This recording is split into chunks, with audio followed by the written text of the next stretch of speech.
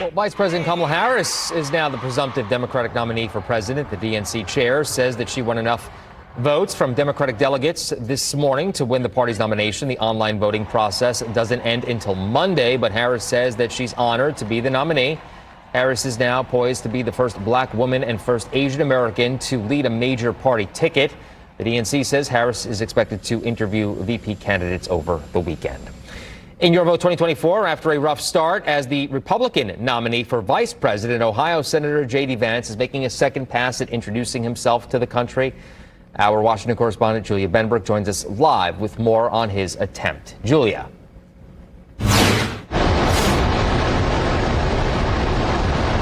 Good evening, Phil. Vance was picked in part because he had proved an effective defender of Trump, both on Capitol Hill and during cable TV appearances. But it's safe to say that he is off to a shaky start as Trump's vice presidential pick.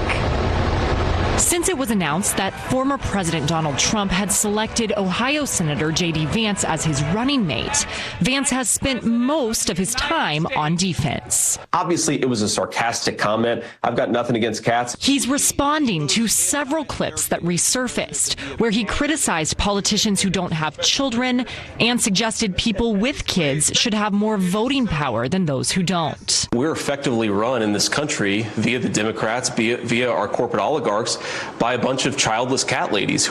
Privately, Trump's campaign acknowledges this isn't the entrance it envisioned for Vance when the former president tapped the freshman senator as an heir to his political movement. You can have a vice president who's outstanding in every way, and I think J.D. is. I think that all of them would have been, but you're not voting that way. You're voting for the president. Vance is the first newly announced VP nominee in decades to have a negative net favorability coming out of a party convention, and that rating has continued to drop. Trump did not answer directly when pushed about whether his running mate would be ready on day one to step in as president if needed. Historically, the vice president in terms of the election does not have any impact. I mean, virtually no impact. When Vance was asked about Trump downplaying the role of the vice presidency, he shrugged off Trump's comments, adding that most people will vote based on the top of the ticket.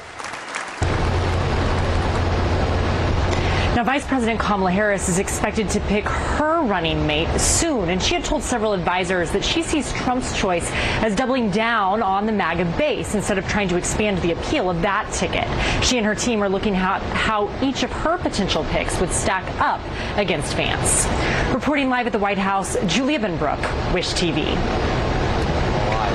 Who she's going to pick. Julia, thank you. Enjoy your weekend. Thank you very much.